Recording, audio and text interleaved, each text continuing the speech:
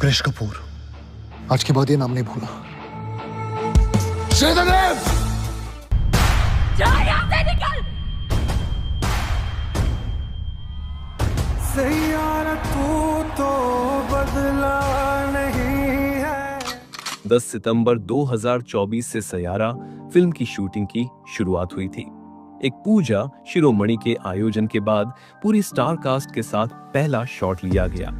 करीब 6 महीने तक चले शूटिंग शेड्यूल के बाद मार्च 2025 में फिल्म की शूटिंग पूरी कर ली गई। इस फिल्म की ज्यादातर शूटिंग मुंबई और गोवा की लोकेशंस पर की गई है। बात करते हैं उस सीन की जिसने युवाओं को सबसे ज्यादा प्रभावित किया, आहान पांडे और अनीत पड्डा की बाइक राइडिंग। सोशल मीडिया पर इनकी बाइकिंग क्लिप्स वायरल होने लगी और युवाओं में बाइकिंग का क्रेज बढ़ता चला गया।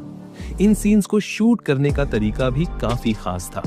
असली सड़कों पर फिल्मांकन के दौरान एक क्रेन से लैस वैन को बाइक से अटैच किया गया ताकि कलाकारों के लिए कोई खतरा न रहे। इस तकनीक की मदद से उनके क्लोजअप शॉट्स सुरक्षित और शानदार तरीके से कैप्चर किए गए। गौर करने वाली बात यह भी है कि इस फिल्म के बाद हार्ले डेविडसन की ये बाइक अचानक से ट्रेंड में आ गई। हालांकि सभी बाइक सीन्स इसी तरीके से शूट नहीं किए गए। कुछ सीन्स को रियल सड़कों पर स्टंट मास्टर की मदद से फिल्माया गया था। इसके लिए डर्ट बाइक पर कैमरा सेटअप करके मोशन शॉट्स लिए गए जिनमें हीरो और हीरोइन को बाइक पर सवारी करते हुए दिखाया गया। रिलीज के पहले ही दिन फिल्म ने 25 करोड़ से ज्यादा की कमाई की। फिल्म को करीब 30 करोड़ के बजट में बनाया गया था और सिर्फ 5 दिनों में ही इसने 132 करोड़ का कलेक्शन कर लिया। जिस हिसाब से लोग इस फिल्म को पसंद कर रहे हैं, ऐसा लगता है ये अब तक की सारी लव स्टोरी वाली फिल्मों के रिकॉर्ड तोड़ देगी। Kissing scene shooting. यहाँ वाणी और कृष का एक किसिंग सीन शूट किया जा रहा है। यह सीन उनकी गोवा ट्रिप वाले सीक्वेंस का हिस्सा है और आपको बता दे कि इसे वास्तव में गोवा में ही फिल्माया जा रहा है। शूटिंग के दौरान देखा गया कि रियल लोकेशन पर पूरे सिक्योरिटी और प्राइवेसी के इंतजाम किए गए हैं ताकि यह इमोशनल और रोमांटिक सीन बिना किसी रुकावट के शूट हो सके। देखिए किस तरह फिल्म के इस सीक्वेंस को रियल लोकेशन और सिनेमैटिक कैमरा एंगल्स के जरिए एक इंटेंस रोमांटिक मोमेंट में बदला जा रहा है। Film making. आपने भी सैयारा के बारे में रिलीज से पहले शायद ही सुना होगा क्योंकि इस फिल्म की ना कोई प्रेस कॉन्फ्रेंस हुई ना कोई प्रमोशन। अब आप सोचेंगे ऐसा क्यों? क्योंकि डायरेक्टर मोहित सूरी की एक कमाल की स्ट्रेटेजी है। वो अपनी फिल्मों को गानों के जरिए प्रमोट करते हैं। याद करिए हाफ गर्लफ्रेंड, मलंग, मर्डर 2, एक विलेन और आशिकी 2। इन फिल्मों के गाने ही तो इनकी पहचान बन गए थे और दिल से कहूं तो मोहित सूरी की फिल्मों का जादू हर बार काम करता है।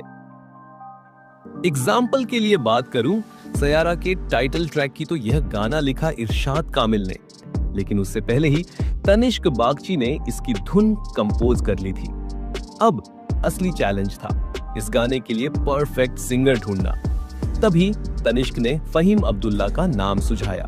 रिकॉर्डिंग के वक्त जब फहीम थोड़े नर्वस हुए तो मोहित सूरी ने स्टूडियो में बड़ी ही कूलनेस से कहा, ऐसा सोचो कि यहाँ कोई नहीं है, बस फील लेकर गाओ। और बस उस मोमेंट के बाद फहीम ने जो गाया वो दिल जीतने वाला था। हाय मैं मर ही जाऊं जो तुझको ना पाऊं, रातों में तेरी मैं। फाइन, सिर्फ क्लासिकल थोड़ा कम। हाँ बता, ठीक है। आप यहाँ तनिष्क को म्यूजिक डायरेक्शन देते और फहीम को गाने के हर नोट पर गाइड करते हुए देख सकते हो। ये पूरी प्रक्रिया इतनी दिलचस्प है कि आपको लगेगा जैसे आप भी स्टूडियो में बैठे हैं। जो तुमको ना पाऊं, बातों में तेरी मैं, रातें बिताऊं। रातें में you need that, समझ में आ रहा है? वो ऊपर नीचे करना पड़ेगा वर्ड्स में। अब लोकेशन बदलते हैं। यहाँ वाणी बत्रा का सिंगिंग वाला शॉट शूट हो रहा था और उनके साथ आहान पांडे भी नजर आए। ये सीक्वेंस भी फिल्म के उन खास पलों में से एक है जहां म्यूजिक और इमोशन दोनों का परफेक्ट मिक्स दिखता है। और सबसे दिलचस्प पार्ट, लिरिसिस्ट राजशेखर और music director singer Vishal Mishra की बॉन्डिंग। अगर ऐसा गाना बनाए ना जो कि लगे सिंगेबल, ऐसा लगे कि सबका गाना है बट उसको एक नया रूप दे, ऐसा करें। स्टूडियो में इन दोनों की ट्यूनिंग देखकर लगा जैसे ये खुद कोई फिल्म के हीरो हीरोइन हो। राजशेखर लाइव लिरिक्स में बदलाव कर रहे थे और विशाल मिश्रा उतनी ही तेजी से म्यूजिक में उन्हें सेट कर रहे थे। ये पूरी प्रोसेस देखकर वही फीलिंग आती है जो फिल्म में अनीत और आहान की केमिस्ट्री को देख कर आती है। तो इसी तरह हमें मिला तुम हो तो, एक ऐसा प्यारा सा गाना जिसने लोगों के दिलों में सीधा जगह बना ली। और जब फिल्म 18 जुलाई को रिलीज हुई तो नजारा ही अलग था। सिर्फ 24 घंटे में 4,19,000 टिकट सोल्ड आउट। जी हां, सयारा इस साल की सबसे बड़ी ओपनिंग कलेक्शन करने वाली मूवी बन गई। सोचिए, जहां एक तरफ सलमान खान की सिकंदर और अक्षय कुमार की हाउसफुल 5 इस रिकॉर्ड को तोड़ने की कोशिश में लगी थी, वहीं सयारा ने सारे रिकॉर्ड्स ध्वस्त कर दिए। ये एक डेब्यू फिल्म है और लोगों ने इसे इतना ज्यादा प्यार दिया कि याद आ गया, कहो ना, प्यार है का टाइम। उसके 25 साल बाद पहली बार किसी डेब्यू एक्टर की फिल्म को इतना सेलिब्रेट किया जा रहा है। अब बात करते हैं एक और सुपरहिट गाने की, बर्बाद। इस गाने को लिखा और म्यूजिक दिया और ऋषभ कांत ने और गाया जुबिन नौटियाल ने। I think the key in this is when you start the antara na. लेकिन ये उतना सीधा नहीं था। रिकॉर्डिंग के वक्त मोहित सूरी को जुबिन की सिंगिंग पहली बार में कुछ खास पसंद नहीं आई। उन्होंने जुबिन को बार बार करेक्ट किया। कई टेक्स के बाद जब गाना फाइनल हुआ तो मोहित सूरी ने मुस्कुराकर कहा, बस अब ये वही फील है जो मैं चाहता था।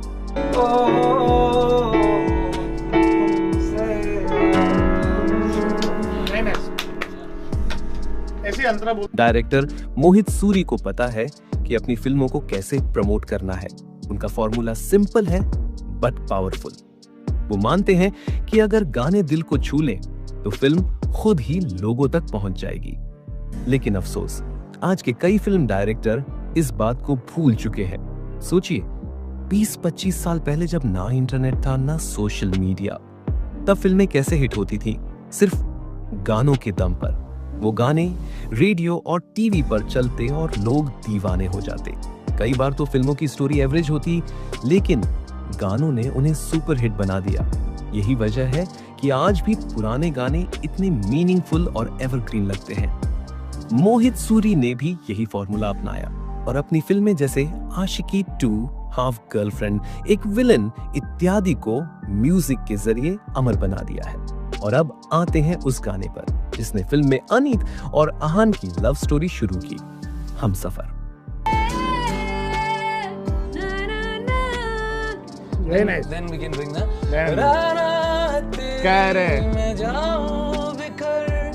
इस गाने के पीछे भी एक दिलचस्प कहानी है।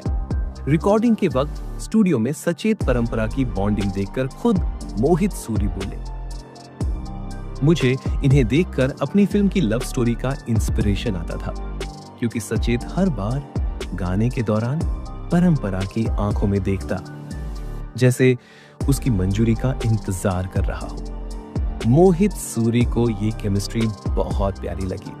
वैसे सयारा की शूटिंग के दौरान एक ऐसा मोमेंट आया जब खुद फिल्म मेकर्स की टीम इमोशनल हो गई। ये वही सीन था जहां आहान और अनीत के रिश्ते में बड़ा मोड़ आता है।